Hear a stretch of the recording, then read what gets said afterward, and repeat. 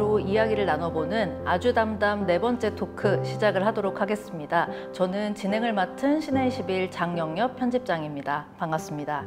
네, 오늘 토크에서는 한국 영화 비전 그리고 뉴커런츠 부문에 초청된 네 분의 감독님과 함께 이야기를 나눠볼 텐데요. 이 네 분의 감독님이 연출하신 작품들 모두 굉장히 그 흥미로운 주제와 그리고 그 세계관을 가지고 있는 작품들이라 오늘 어떤 이야기를 나누게 되실지 기대가 많이 됩니다. 오늘의 토크는 부산국제영화제 공식 유튜브 채널에서 관객 여러분을 만날 예정입니다. 오늘 토크를 보시고 영화에 대한 질문이 있으신 분들은 댓글로 남겨주시면 감독님들께도 많은 도움이 될 것 같습니다. 네, 그러면 오늘 함께 대화를 나눌 네 분의 감독님 모시도록 하겠습니다. 네, 올겨울에 찍을 영화 김경래 감독님 모시겠습니다. 네, 안녕하세요. 네, 올겨울에 찍을 영화의 감독을 맡은 김경래입니다. 네, 이렇게 좋은 기회로 부산에 오게 돼서 정말 너무 기쁩니다. 네, 반갑습니다. 네, 옆에는 초록밤의 윤서진 감독님 나와 계십니다. 네, 안녕하세요. 영화 초록밤을 연출한 윤서진이라고 합니다. 이렇게 영화제에서 영화 상영할 수 있게 돼서 너무 영광이고 앞으로 즐거운 시간 보내고 가겠습니다. 같은 속옷을 입는 두 여자의 김세인 감독님입니다. 안녕하세요. 같은 속옷을 입는 두 여자를 쓰고 연출한 김세인이라고 합니다. 반갑습니다. 네, 소피의 세계 이재한 감독님입니다. 네, 안녕하세요. 소피의 세계를 연출한 이재한입니다. 반갑습니다. 네, 이번에 이제 네 분 감독님 저희가 모시고 말씀 나누게 됐는데요. 이 네 편의 영화의 이제 공통점이 무엇일까 생각을 해봤는데 우선은 제목이 굉장히 독특해요. 이게 도대체 어떤 의미일까를 굉장히 생각해 보게 되는 그런 제목인 것 같아요. 그래서 감독님들 이렇게 한 분씩 제목의 의미에 대해서 말씀을 해주시면 좋을 것 같습니다. 네, 올겨울에 찍을 영화 이게 어떤 의미인가요? 네, 작년 가을에 이제 이 영화를 시작을 하게 됐는데요. 그때 가제로 그냥 올겨울에 찍을 영화를 만들어야겠다라고 해서 그냥 그 가제가 그대로 그냥 네, 영화 제목이 된 케이스입니다. 네. 그래서 결과적으로 진짜 올 겨울에 찍게 되셨는데. 네, 올 겨울에 찍었고 이제 영화 안에서 있는 이제 주인공도 이제 그 시나리오를 가지고 이제 올 겨울에 찍을 영화를 또 준비하는 거라서 네, 좀 이중적인 의미가 있는 것 같아요. 네. 네, 초록밤은 또 이제 색감이 이렇게 인상적인 그런 제목인데요. 네, 어떻게 그 초록밤이라는 제목을 생각하게 되셨나요? 사실 저희가 영화를 촬영 끝날 때까지만 해도 제목은 초록밤이 아니었어요. 그래서 저희가 허공이라는 제목으로 했었고 그 당시부터 저희가 촬영 현장에서도 제목을 공모한다. 좋은 제목이 있으면 내가 상품권을 주겠다 할 정도로 얘기를 많이 했었는데도 딱히 떠오르는 게 없었는데 저희가 제목을 한 4월 달쯤 촬영 감독이 저희 영화 컨셉 노트를 저한테 보여줬는데 그때 써 있었던 게 이 영화는 초록의 밤을 만들 것이다 라는 노트가 있었어요. 그래서 그게 되게 기억에 많이 남아서 우리 초록밤으로 하면 어떨까요? 라고 해서 결정적으로 그렇게 선택을 하게 되었습니다. 네. 또 이 김세인 감독님 작품도 범상치가 않습니다. 제목이 같은 속옷을 입는 두 여자 어떤 의미인가요? 일단은 저희 영화는 모녀 서사의 이야기인데 제목에서 그런 힌트가 좀 없었으면 좋겠다라는 생각이 들었어요. 그래서 이제 모녀라는 그런 역할 프레임에서 벗어나 두 여자, 그 두 여자라는 것이 먼저 정해졌고요. 그리고 또 어떻게 좀 덧붙여 볼까 생각을 했는데 제가 사실은 엄마하고 속옷을 따로 입게 된 지 얼마 안 됐어가지고 갑자기 그게 생각이 나서 주변 친구들한테 물어보니까 주변 친구들도 엄마하고 같이 속옷을 입는 친구들이 꽤 있더라고요.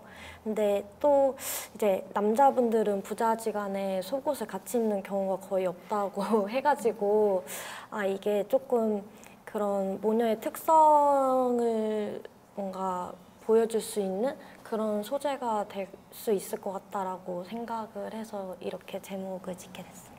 네, 이제 영화를 보시게 되면 그 장면이 이제 속옷을 같이 이렇게 그 빨래하는 장면이 이제 나와요. 그러니까 엄마와 딸의 속옷을 같이 빠는 장면이 나오는데 굉장히 인상적인 장면이었던 것 같습니다. 네, 그 다음에는 이재한 감독님, 소피의 세계 제목 어떻게 지으셨나요? 그 소피의 세계라는 책이 실제로 있거든요. 제가 기억에 중학교 시절에 약간 청소년들한테 권장한 도서, 그래서 부모님들이 항상 집에다가 사다 놓는데 정작 자식들은 읽지 않는 뭐 이런 책이었어요. 그래서 근데 그 주인공 이름을 소피라고 결정을 하고 나서 그냥 자연스럽게 그 기억이 이렇게 떠오르더라고요. 그래서 제목을 소피의 세계로 하면 되겠다 해서 스태프들한테 얘기를 했더니 그냥 다들 약간 동의하는 분위기여서 네, 소피의 세계로 결정하게 됐습니다. 네. 이번 이제 아주 담담의 주제를 저희가 하나로 압축을 하게 된다면 저는 다시 만난 세계라고 지을 수 있지 않을까, 주제를 이렇게 생각을 했습니다.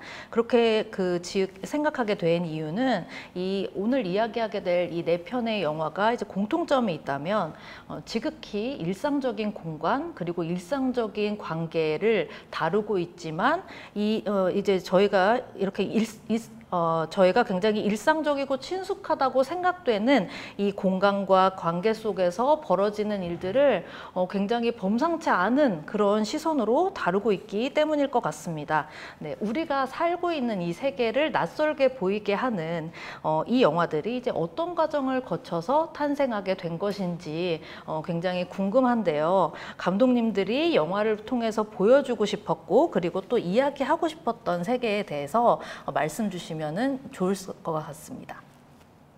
네, 그래서 먼저 저희 김경래 감독님부터 네, 어떤 그 생각으로 이렇게 영화를 만들게 되셨는지. 네, 저는 이렇게 누가 마치 지령을 내리는 것처럼 1년에 한두 번씩 영화를 꼭 찍어야겠다라는 생각이 들 때가 있거든요. 매년 한두 번씩 찾아보는데 그렇게 해서 우선은 생각이 먼저 우선시 되고요. 그 다음에 좀 행동을 수습하는 타입이긴 합니다. 그래서 이제 적어놨던 아이디어 노트에 이제 시나리오 작가인데 이름에 좀 징크스가 있고 이제 이거를 한번 만들어 보자. 근데 하지만 테마는 사랑. 사랑을 통해서 이 사람이 좀 쉽게 말씀드리면 좀 성장해가는, 사랑에 대해서 좀 더 알아가는 그런 내용이었으면 좋겠다. 하지만 여자의 얼굴이 조금씩 바뀌었으면 좋겠다. 25분마다 한 번씩 바뀌었으면 좋겠다라고 생각이 들어서 네, 우선은 만들게 되었고요. 네, 결국에 하고 싶었던 말은 사랑이었던 것 같습니다. 네. 네.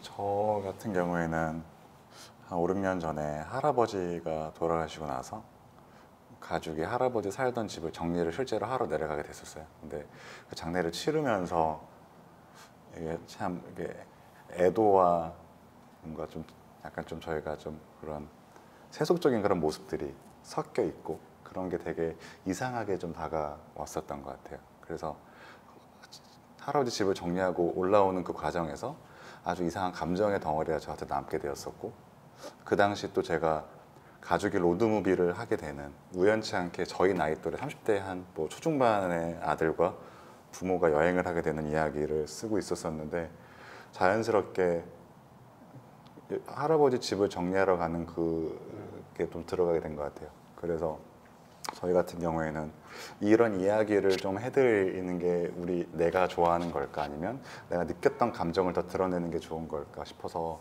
저는 제가 그때 느꼈던 감정이 무엇일까에 대한 고민으로 이 영화를 시작하게 됐었던 것 같아요.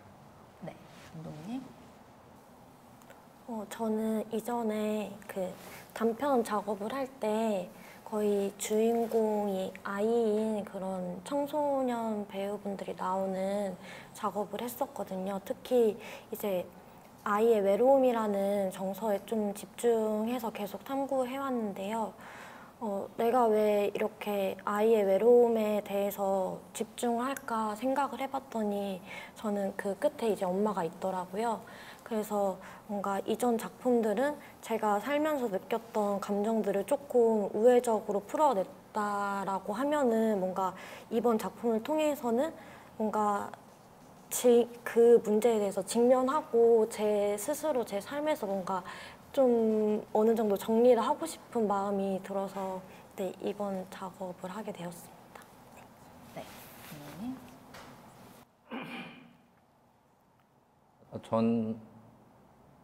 제 기억에 처음에 이거를 시나리오를 쓰기 전에 저희 집에서 실제로 창밖을 보면은 인왕산이 보이거든요. 보통 이제 생각이 좀 많아질 때 이렇게 창밖 보고 있잖아요. 근데 보고 있는데 전하고 다르게 그 인왕산이 좀 이상하게 느껴졌어요. 좀 뭐라고 해야 되지? 좀 슬프다?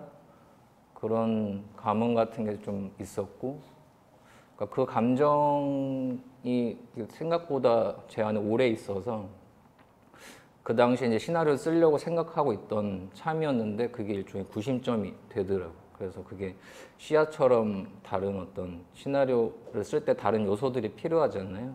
그게 거기에 자연스럽게 이렇게 조금 연결된다? 그래서 그게 시야처럼 구심점이 돼서 나머지 이야기들이 커진다 이런 느낌을 받아서 그래서 그 감흥을 영화로 재현해 보고 싶다라는 생각이 들어서 영화를 만들게 됐습니다. 네, 이번에는 영화에 대해서 조금 더 디테일한 이제 질문들을 드리도록 할 텐데요. 이번에는 이재한 감독님부터 제가 질문을 드릴게요.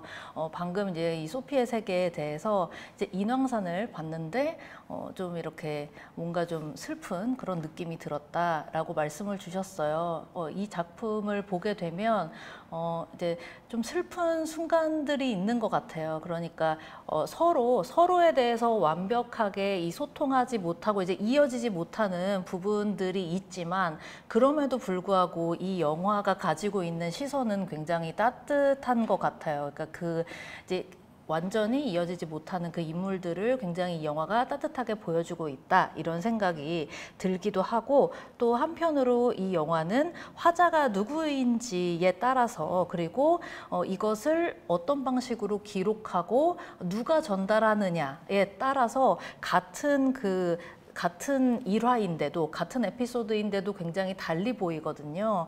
그래서 이제 어떤 방식으로 시나리오를 작업하셨는지도 저는 궁금해지고 또 이 작품이 그러니까 누군가에게 어떤 이야기를 전달하는 것 그리고 이것을 기억하는 것에 대한 영화이기 때문에 아카이빙에 대한 감독님의 생각도 궁금합니다.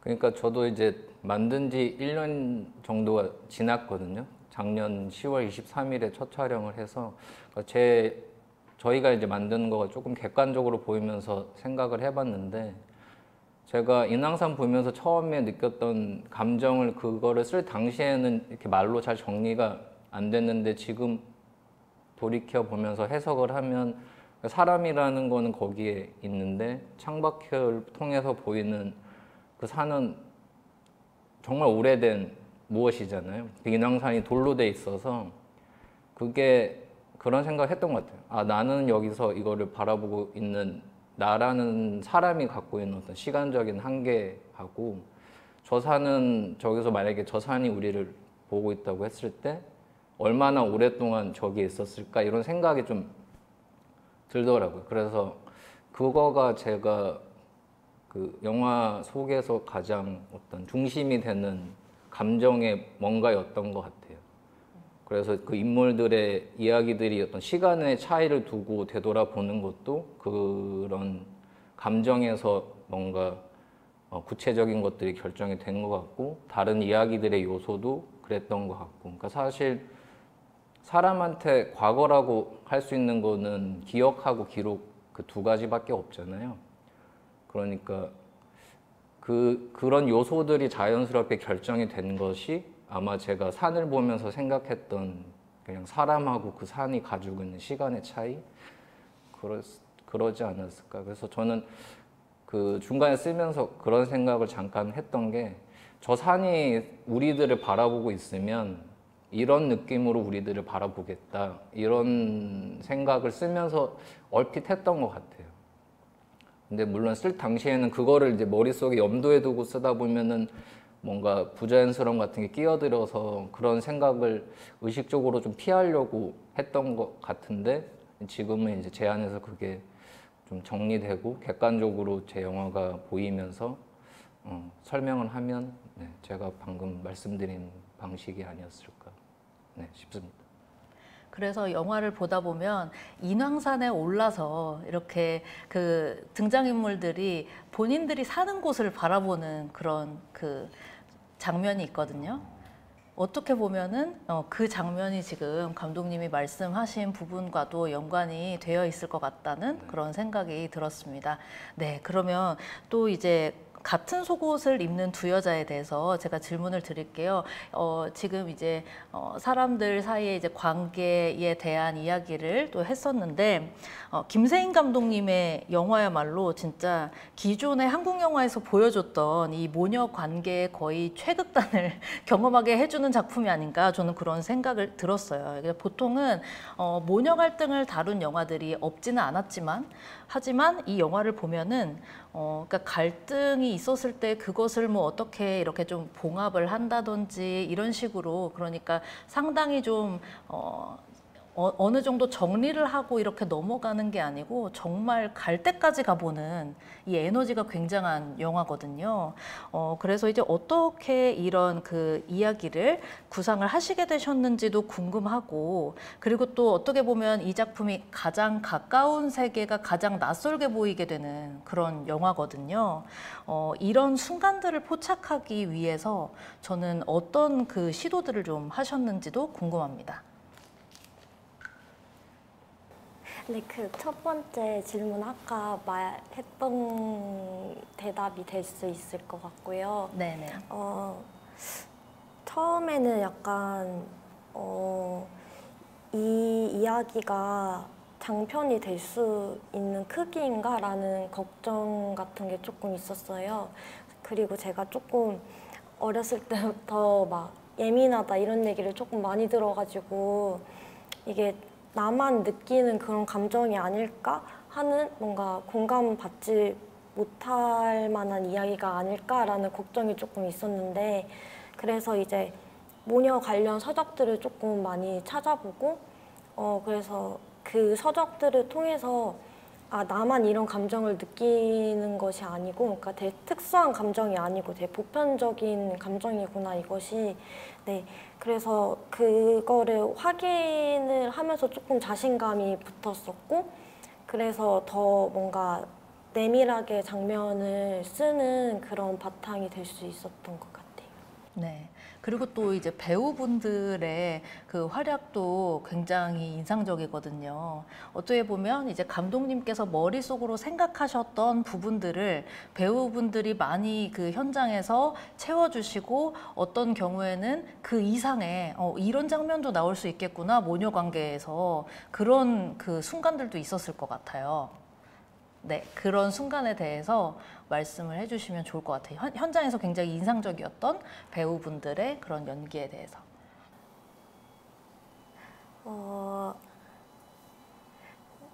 제가 사실은 현장 기억이 잘 나지 않아서 갑자기 질문을 받아 조금 당황스럽게 한데 지금 생각나는 것은 그 수경 역할을 맡았던 양말복 선배님께서 이제 초반에 이제 아구찜 집에 가서 이제 이렇게 술을 마시면서 이야기 나누고 웃음을 빵 터뜨리고 약간 이런 장면이 있거든요.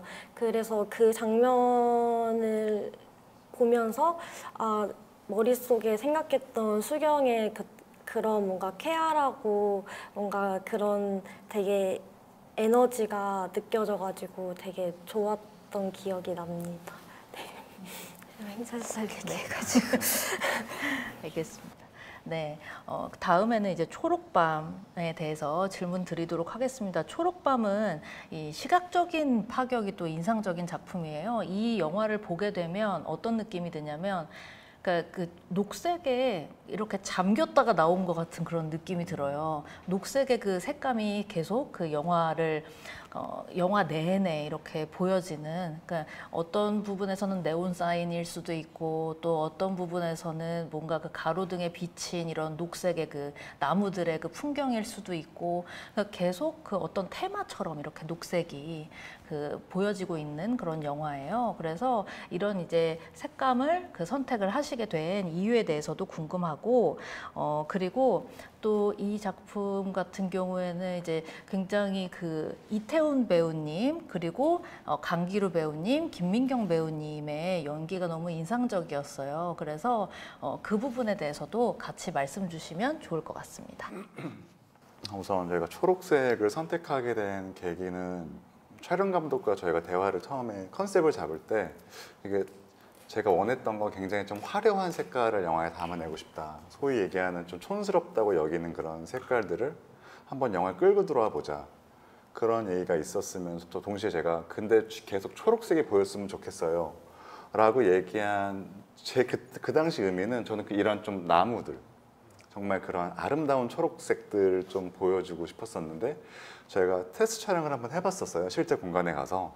근데 생각보다 좀 이질적인 느낌이 들지 않고 너무 아름답더라고요. 근데 너무 예쁜데 이게 진짜 내가 원했던 게 맞나? 이런 생각을 하게 되면서 촬영 감독께 다시 요청을 했었죠. 이거를 좀 다른 방식으로 하면 어떨까? 그래서 디자인해 오셨는데 초록색 조명을 엄청 사용을 하시고 뭐 그걸 위해서 저희가 낮에는 알렉사로 촬영을 하고 밤에는 미러리스로 오히려 찍었어요.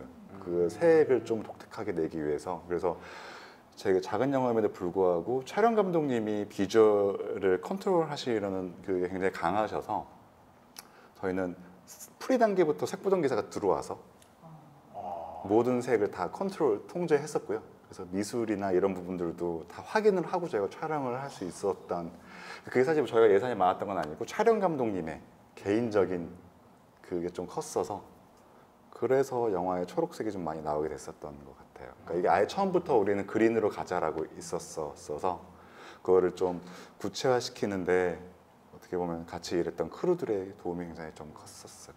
네. 네. 그랬었고요.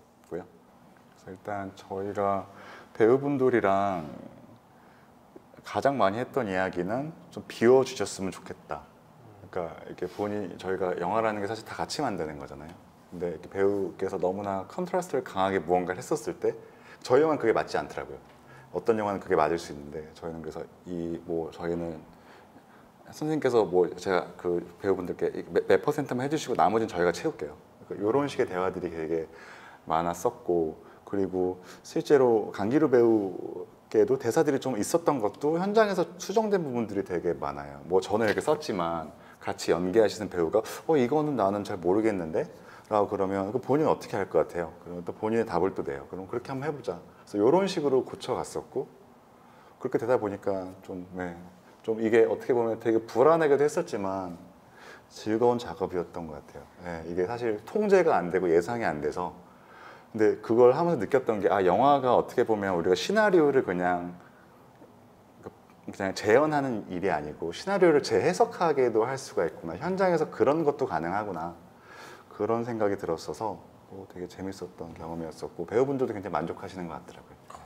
그래서 어제 좀 재밌었는데 제가 감독님이랑 관객과의 대화 했었거든요. 그런데 배우분들도 그 자리에서 이제 영화를 보시고 현장에서 감독님 의도가 이것이었구나.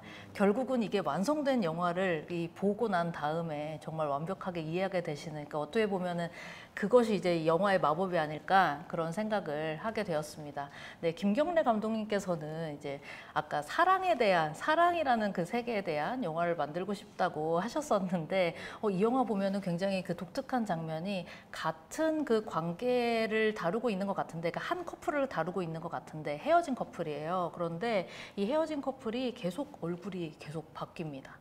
그러니까 특히 이제 여자 주인공의 얼굴이 계속 바뀌어요.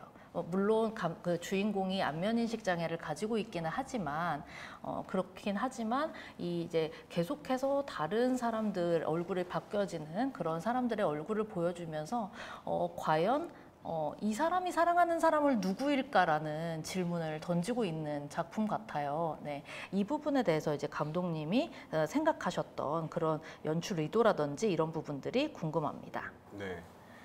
우선 안면인식 장애를 가지고 끌어온 이유는 그게 이제 배우분들의 얼굴이 바뀌는 거와 이제 형식과도 이제 맞닿아 있는데 정확히 말씀드리면 한 인물이 75분 동안 계속 갔다면 좀 지루함을 느낄 수 있겠다라는 생각이 우선 판단이 들었습니다. 그래서 이게 25분씩 이제 잘라서 이제 배우의 얼굴을 바꿔야겠다. 그래서 방금 말씀해 주신 과연 이 남자가 사랑한 사람이 과연 누구였을까? 물론 영화 안에서는 한 사람으로 이제 나오긴 하지만 이제 서브 플롯의 얘기랑 이제 메인 플롯이 이제 맞물려 들어가는 형식이거든요. 네, 그렇게 돼서 네, 배우분들의 얼굴을 네, 바꾸는 선택을 하게 된 것 같습니다. 네. 네, 소피의 세계 같은 경우에는 이 네. 배우분들이 이제 굉장히 다양한 다국적으로 나오세요. 이제 프랑스 배우님도 나오시고 그리고 또 이제 이 한국의 또 배우님들도 나오시기 때문에 그 또 이제 다른 언어로 소통하는 것에 대한 부분들도 있고 그런 내용들이 나오기 때문에 배우님들과의 작업이 어떠셨는지 너무 궁금합니다. 저도 사실 장편은 처음이어서 그 디렉팅을 드릴 때 어떻게 해야 되는지 고민이 많았거든요. 그래서 굉장히 자세하게 할 때도 있었고 그냥 별말 안 할 때도 있었는데 이제 결과적으로 보고 나니까 배우분들한테 제가 별말 안 하고 그분들의 해석에 맡기는 게 제일 좋았어요. 편집실에서 그걸 다 선택을 했더라고요. 나중에 보니까. 그래서 어떤 부분에서는 뭐 스크립은 제가 썼지만 사실 해석하고 그 연기를 하시는 배우분들의 역할이 굉장히 큰 작품이고 그런 배우분들의 연기의 밀도가 없었다면은 어떤 장편으로서 영화가 서지 못했을 수도 있겠다 하는 생각을 네, 지금 하고 있습니다. 네, 혹시 캐스팅 과정에 대해서도 말씀 주실 수 있나요? 캐스팅 그 새벽시는 제가 그 이전에 찍었던 마지막 손님이란 단편에서 같이 작업한 적이 있었어요. 그래서 제 그 시나리오 쓰는 시점부터 생각을 했었고 그리고 광민규 배우님도 사실 새벽시를 염두에 두고 나서 거의 바로 생각했던 배우분이거든요. 그래서 두 분한테는 사실 시나리오를 쓰자마자 연락을 드렸고 꽤 제가 굉장히 그러니까 어떤 이유에서 제가 당신들한테 그 요청을 드렸는지를 상세하게 약간 적어서 약간 좀 뭐 연애 편지 보내듯이 두 분한테 드렸는데 다행히 허락을 해주셔서 같이 작업하게 됐고 소피를 찾는 게 사실은 제일 어려웠어요. 외국인 배우인데 제가 생각하는 사람이 있을까 하는 의심이 되게 많았거든요. 그래서 여러 방면으로 수소문을 했는데 조금 힘들었고 그냥 우연찮게 인스타그램에 제가 그냥 뭔가를 이렇게 거는 도박한다는 느낌으로 아무 배우나 다 찾기 시작했거든요. 그러다가 그러니까 소피 연기를 해줬던 아나의 인스타를 제가 찾게 됐고 사진을 보고 그냥 직감적으로 이 사람이 배우인지 아닌지 제가 몰랐어요. 모델 일을 그 당시엔 하고 계셨는데 그래서 네, 그 사진 보고 연락을 드렸더니 만나게 됐고 저는 속으로 이분하고 할 거라는 생각을 이미 하고 있었고 근데 만나서 얘기를 들어봤더니 연기 경험이 있으시더라고요. 그래서 그 자리에서 네. 비대면 시대에 최적화된 캐스팅. 그 자리에서 캐스팅을 하게 됐습니다. 네, 다음으로는 저희가 영화 외적인 세계에 대해서 또 말씀을 나눠볼 텐데요. 이 자리에 계신 대부분의 감독님들이 이제 첫 번째 장편 영화를 만드셨고, 그리고 아니면 이제 두 번째 장편 영화셔요. 그런데 특히 이 이제 장편 영화를 만드는 시기가 참 그 특수한 시기였습니다. 이제 팬데믹이라는 특수한 시기였기 때문에 저는 이 네 편의 영화를 보면서 이 영화 속에 상당히 이 달라져 버린 버린 완전히 1년, 2년 만에 달라져 버린 세계에 대한 반영이 있었던 것 같아요. 그래서 이 영화 그 팬데믹이라는 특수한 상황이 영화에 미친 영향이 궁금합니다. 네, 감독님부터 말씀 주시면 좋을 것 같습니다. 우선 많이들 뭐 다들 여기 있는 계신 감독님들이 정말 이 마스크 때문에 정말 힘드셨을 거예요. 네, 마스크.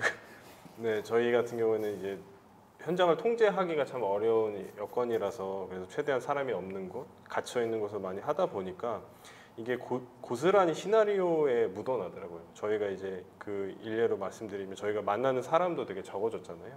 근데 그만큼 시나리오에 어떤 이제 갖고 있는 감정이라든지 인간관계도 같이 줄어든 것 같더라고요. 근데 여기서 저는 이제 영화를 하면서 느끼는 부분이 제한이 없다면 오히려 창작물이 좀 저 같은 경우는 잘 안 나오더라고요. 그래서 오히려 이런 팬데믹 상황이 저는 오히려 좀 더 즐거웠어요. 이상하게도. 왜냐하면 제한이 있고 그 안에서 내가 할 수 있는 것들을 찾아서 할 수 있었기 때문에 그래서 지금 여기 다 계신 감독님도 마찬가지겠지만 다 자기만의 그런 어떠한 작법, 오늘 연출관이 조금 새롭게 다 정립되시지 않았나라고 생각이 듭니다. 네.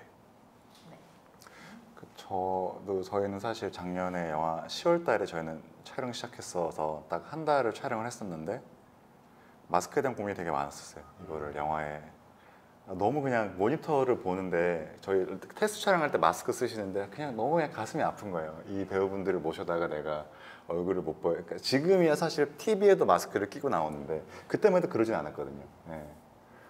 그럼에도 불구하고 저희 영화는 마스크가 나와요. 네, 아예 그러니까 저희도 같은 입장이었는데 저희 선택을 해야 됐던 것 같아요. 그러니까 그 마스크를 쓰지 않았을 때 통제를 할 거냐 아니면 마스크를 썼을 때 우리가 그 주변의 그런 것들, 사람들이나 이런 것들을 저희가 그대로 영화에 반영을 할 수가 있어서 저희 입장에서는 그런 더 폭 깊은 레이어를 담아내고 싶어서 마스크를 쓸 수밖에 없었던. 근데 아까 지부에서도 이게 얘기가 나왔지만 이거를 언제 빼고 언제 쓰게 할 거냐에 대한 회의를 정말 많이 했어요. 뭐 다 쓰진 않았고 또 그거를 찾아내는 게 되게 어려웠었는데 저도 아마 되게 막상 이렇게 하고 나니까 그랬었고 또 영화를 찍으면서 그러니까 좀 힘들었던 것 같아요. 그 두려움이 좀 배가 됐다. 그냥 영화만 찍어도 되게 힘들고 스트레스가 많았을 텐데 누구 하나 코로나 걸렸을 때 촬영이 중단되고 이거는 영화가 마무리가 안 될 수도 있겠다라는 압박감이 좀 있었어요. 격리도 해야 되고 또 저희 크루들 다 스케줄도 있었었고 그러면서 오히려 더 집중하고 열심히 영화를 찍었었던 것 같아요. 지금 생각해보면 네, 아주 의미 있는 시간이었었던 것 같고 개인적으로도 그냥 성장하는 시간이었던 것 같아요. 네. 저는 이번에 그 촬영 때도 힘들었지만 편집 때 조금 스트레스가 너무 심했어가지고 약간 제가 집에서 그 편집을 했는데 컴퓨터하고 저하고 단둘이 있는 게 조금 공포스러운 마음이 들 정도로 조금 되게 힘들었었거든요. 근데 이게 코로나로 인해서 어디 밖에 나갈 수가 없어가지고 이제 집에만 꼼짝없이 있고 또 그러다 보면은 정말 싫어도 편집을 하게 되고 그래가지고 뭔가 그게 영화 편집을 포기하지 않고 뭔가 할 수 있었던 약간 그런 도움이 있었던 것 같습니다. 네.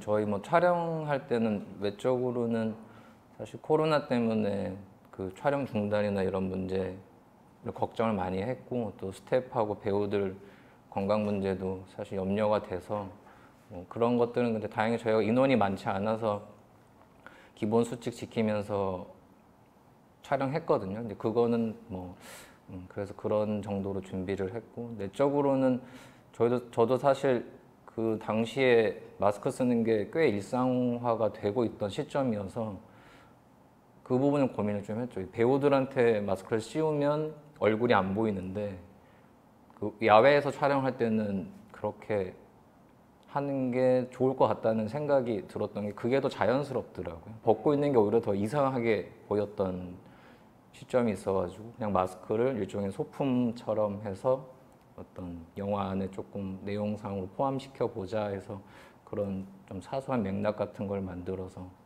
네, 그냥 자연스럽게 씌워서 했고 네, 그런 기억이 있습니다. 네, 오늘 만난 그 정말 네 편의 영화 모두 이 팬데믹이라는 특수한 상황 속에서 위기도 있었지만 그 위기를 또 새로운 어떤 그 아이디어로 돌파를 하신 그런 부분들이 돋보이는 그런 영화였던 것 같습니다. 네, 마지막으로 관객 여러분들께 네, 인사 말씀 부탁드립니다. 네, 감독님. 네. 네. 정말 네, 이렇게 운이 좋게도 네, 이렇게 부산국제영화제에 한 번 더 오게 됐는데 너무나 기쁘고 그다음에 보러 와주신 관객분들 정말 감사드립니다. 앞으로 좀 더 공부하고 더 나은 영화를 만들도록 노력하겠습니다. 감사합니다. 저도 사실 영화 만들고 부산영화제에서 초청해 주셨을 때 상상할 수 없을 정도로 굉장히 좀 기뻤었던 것 같아요. 약간 그동안에 살면서 영화를 공부하면서 했던 선택이나 그런 생각들을 약간 좀 약간 거의 이해받는 듯한 그런 느낌? 그러니까 괜찮았어라는 그런 느낌이 있어서 너무 약간 안도감이 좀 많이 들었었던 것 같아요. 그래서 여기 와서 지금 영화제 즐기고 있는데 너무 행복하고 사실 이런 것도 너무 좀 즐겁고 관객분들이 극장에서 영화 봐주시는 것만으로도 굉장히 너무 좀 감격스럽더라고요. 그냥 질문을 해주시는 것 자체도 너무 그냥 감격스럽고 그래서 앞으로도 영화 열심히 더 만들어야겠다 생각이 들고 또 관객분들도 극장에서 하루빨리 우리가 모두가 영화 다시 만나서 좌석 비지 않고 그런 날이 왔으면 좋겠습니다. 영화 많이 봐주세요. 감사합니다. 저도 부산영화제 통해서 영화 공개할 수 있게 돼서 너무 기쁘고 또 보시는 분들한테도 좋은 경험으로 남는 작품이 됐으면 좋겠습니다. 감사합니다. 네, 이상으로 아주담담 네 번째 토크 마치도록 하겠습니다. 네, 영화제가 끝난 이후에도 이 영화들의 또 생명은 계속되는 것이니까요. 네, 영화제 이후에도 많은 관심 부탁드립니다. 감사합니다. 감사합니다.